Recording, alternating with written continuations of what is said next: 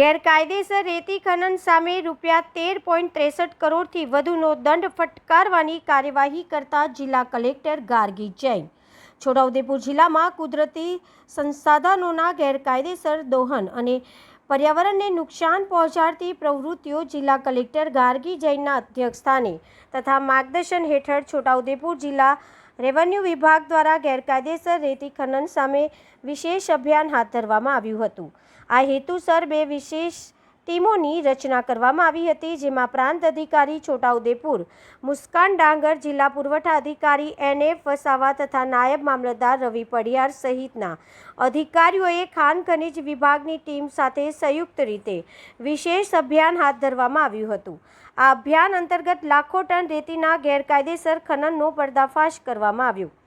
આ વિશેષ અભિયાન દરમિયાન ભૂમાફિયાઓ સામે કરવામાં આવેલી કાર્યવાહી વિગતવાર માહિતી પત્રકાર પરિષદમાં જિલ્લા કલેક્ટર ગાર્ગી જૈન દ્વારા આપવામાં આવી હતી.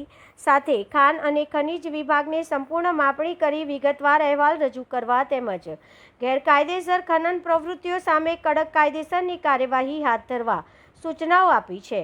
Bureau report Virendrasinh Desai. નમસ્કાર.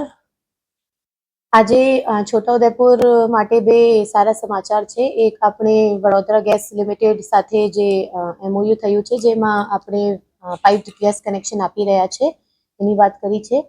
બીજા, જે અત્યારે અમે અહીંયાથી આપણા જિલ્લામાં જે ગેરકાયદેસર રેતી ખનન ચાલી રહ્યું છે, એના સામે કડક પગલાં લેવામાં આવ્યા છે. એના માટે અમે અહીંયાથી રેવન્યુની 2 ટીમ બનાવવામાં આવી હતી અને બંને ટીમ દ્વારા તપાસ કરવામાં આવી હતી. પહેલી તપાસ 8 મઈ તેજગઢ ખાતે થઈ હતી. એમાં 2 સ્ટોકની માપણી થઈ હતી અને એમાં ગેરકાયદેસર સંગ્રહ અને નિકાસ જણાવવામાં આવ્યું હતું અને એના સામે અરાઉન્ડ 31 લાખની દંડ એમના સામે કરવામાં આવી છે અને બંને સ્ટોક રદ પણ કરવામાં આવ્યો છે. અને બીજી, જે એક બહુ મોટી રેડ રતનપુર સંખેડા તાલુકા ખાતે, જે વડોદરા જિલ્લાના બોર્ડર ઉપર આવે છે, ત્યાં કરવામાં આવી હતી. ત્યાં આપણી સરકારી 20 હેક્ટરની એક જગ્યા છે, જ્યાં એક જ બ્લોક મંજૂર થયા છે અને બીજા બધા બ્લોક અત્યારે પ્રોસેસમાં છે. ત્યાં જે અમારી સ્પેશિયલ રેવન્યુની ટીમ હતી, એમાં SDM છોટાઉદેપુર મુસ્કાન, PSO NF વસાવા અને ડેપ્યુટી મામલતદાર રવિ પડિયાર, ત્રણેયની ટીમ આપણે બનાવી હતી અને એમને 3 દિવસ સતત ત્યાં તપાસ કરાઈ અને સર્વે કરાયું, બધી માપણી થઈ અને એમાં સામે આવ્યા આશરે 3.94 એટલે 3,94,000 મેટ્રિક ટન જેટલી ગેરકાયદેસર રેતી ખનન થઈ છે અને એના ટોટલ દંડ આશરે 13.32 કરોડ જેવા આવે છે, જે વસૂલાત કરવાની કામગીરી અત્યારે હાથ ધરવામાં આવી છે અને એના સામે એક પોલીસ ફરિયાદ પણ કરવામાં આવી છે, મશીનો સીઝ પણ કરવામાં આવી છે.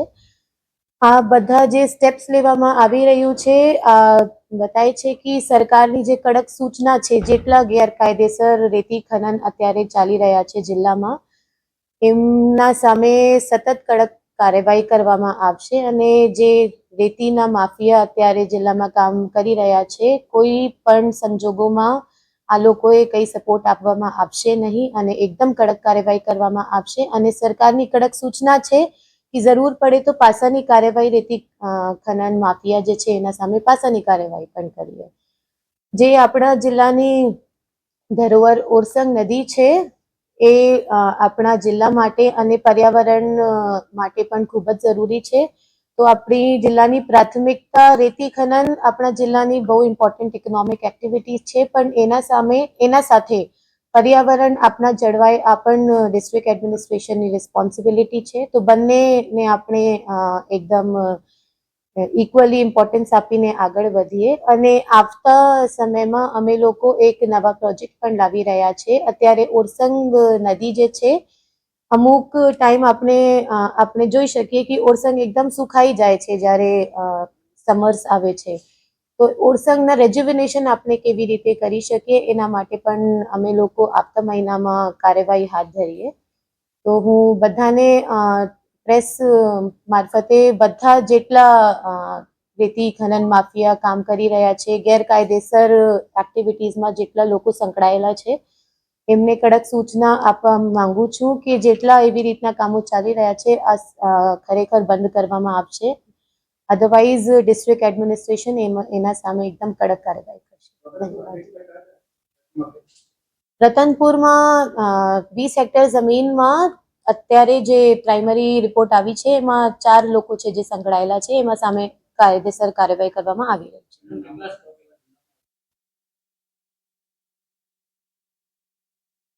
સ્ટોકની તપાસ દર વર્ષે કરવામાં આવે છે અને જેટલા સ્ટોકમાં ઓનલાઈન જે બતાવે છે અને ઓફલાઈન જેટલા સ્ટોકમાં એમના પાસે માલ હોય છે એમાં તફાવત હોય છે તો એના સામે દંડ પણ વસૂલ કરવામાં આવશે. લાસ્ટ યર જિલ્લાના જે દંડ વસૂલ કરવામાં આવ્યું હતું અરાઉન્ડ 12 કરોડ જેટલા હતા, તો હજી સુધીના સૌથી મોટા દંડ છે. અને આ જે તપાસ કરી છે એમાંથી એક જ તપાસમાં આપણે 13 કરોડ 34 લાખના દંડ વસૂલ કરવામાં આપશે.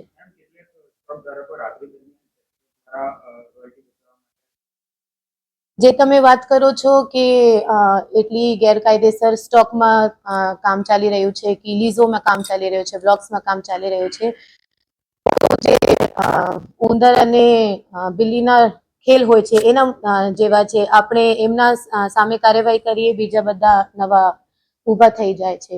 તો આ સતત પ્રોગ્રેસ આપણે કરવાની હોય છે, સતત મોનિટરિંગ કરીએ તો આપણે જિલ્લામાં ગેરકાયદેસર રેતી ખનન એકદમ મિનિમલ ઝીરો કરી શકીએ. તો એના માટે જિલ્લા પ્રશાસન સારી રીતે કામ કરી રહ્યા છે. Thank you.